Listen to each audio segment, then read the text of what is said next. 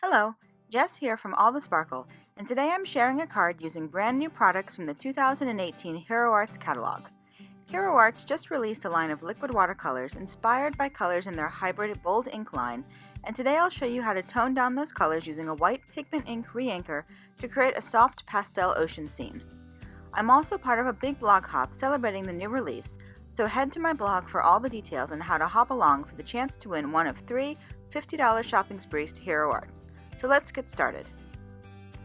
I love the bright bold colors of the new inks, but for today's card I wanted a much softer look. At first I tried just using water to dilute the colors, but it still didn't quite give me the look I wanted. So I decided I needed to add white, and the easiest way to do that was with my unicorn white pigment ink re-inker from Hero Arts. You could also use Copic opaque white for a similar effect. I'm not a watercolor expert, so I won't guarantee any other methods, but this one definitely worked for me. I started by squeezing several drops of unicorn white re-inker onto my palette. My palette is simply a piece of laminated white cardstock, which I like because it shows me how my colors will appear on a white background.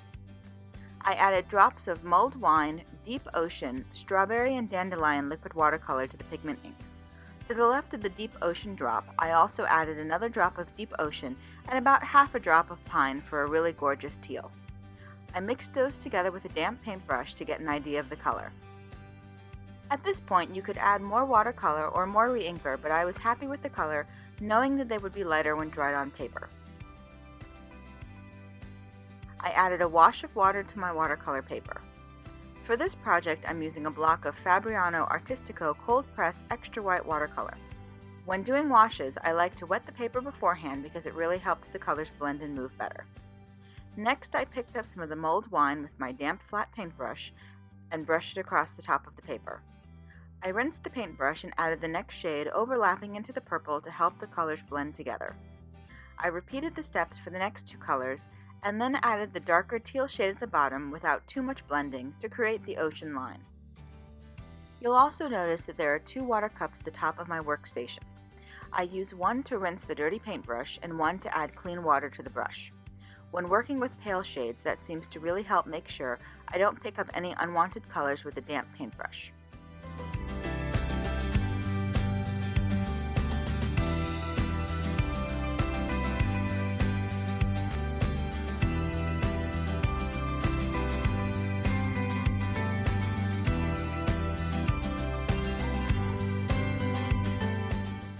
I used a clean damp paintbrush to soften the lines between the yellow and the teal, but didn't want those colors to mix. I dried it with my heat gun and then added a little Deep Ocean and a little more of the teal shade to the bottom to give the ocean a little more depth. As you hop along the blog hop, you'll see several other hoppers using these watercolors with totally different results, from even more pastel shades to brightly saturated colors, which really shows you all the different ways you can use them.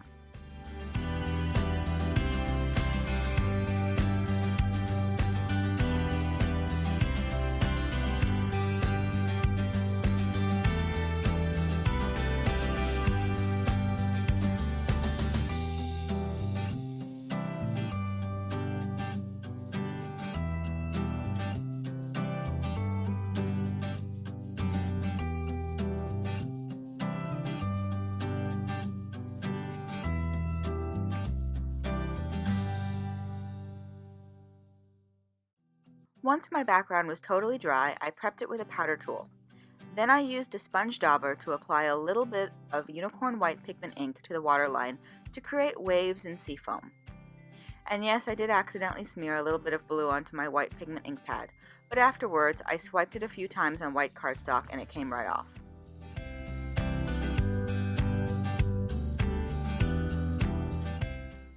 I sprinkled white satin pearl embossing powder over the wet pigment ink and heat embossed it for a shimmery look.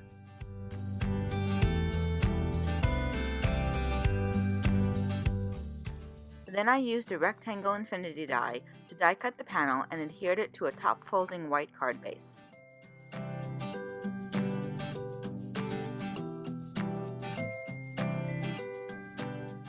Next, I stamped the mermaid from Mermaid Kisses with VersaFine onto watercolor paper and heat embossed it with clear embossing powder.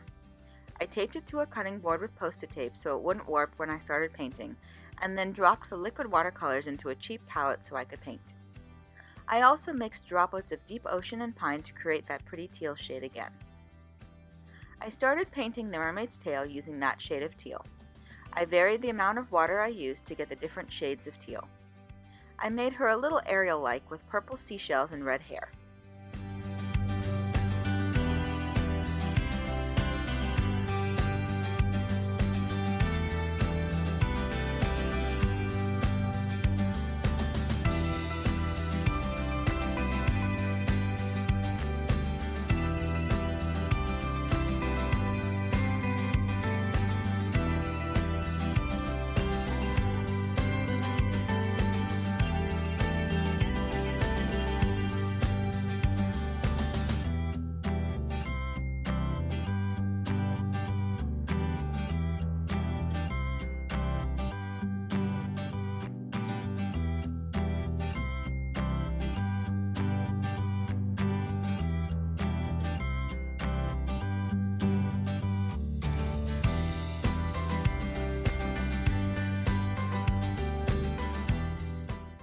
To start watercoloring her hair, I added a little pigment re-inker to some of the strawberry liquid watercolor for a lighter pink shade. Then I came back in with the darker red.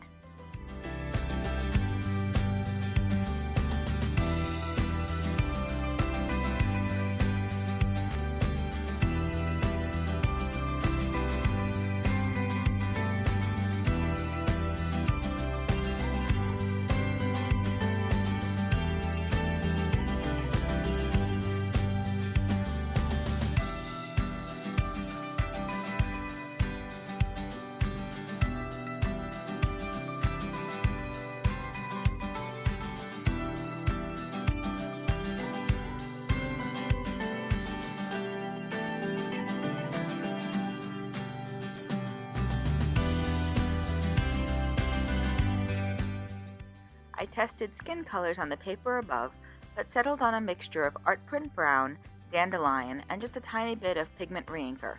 I wanted her to be tan, but not too tan. I also added a tiny bit of color to her cheeks and gave her a little teal eyeshadow. A paper towel scrap helped me sop up any unwanted color on her face.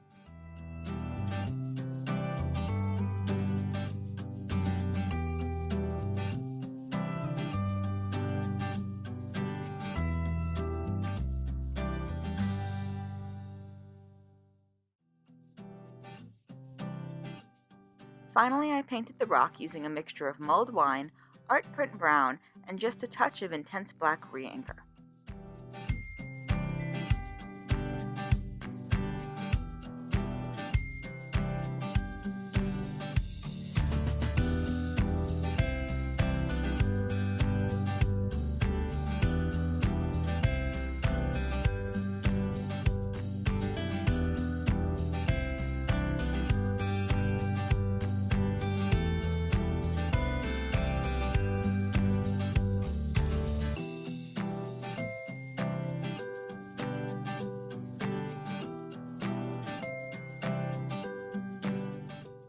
After she dried, I die cut her with the coordinating die. Next, I placed my card panel in my MISTI and stamped the sentiment from Mermaid Kisses with Versamark before heat embossing it with silver embossing powder. I stamped it twice with the MISTI to make sure it got a good impression on the uneven surface of the watercolor paper.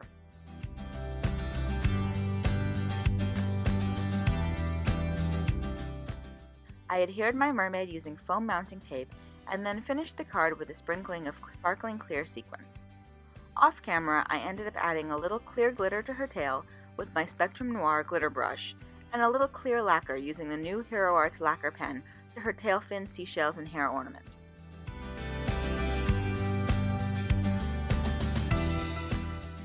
And that's it. I love the varying shades you can achieve with the liquid watercolors, and you can see how the background colors are just more concentrated in the coloring of my mermaid. And she is just so much fun to paint. You can find links to all the products I used in the YouTube description below or on my blog. Make sure you check out the blog hop for even more inspiration using the new Hero Arts 2018 release. If you liked my video, please give it a thumbs up and click the subscribe button so you won't miss any of my future videos. Thanks so much for watching, have an amazing day, and happy crafting. Bye!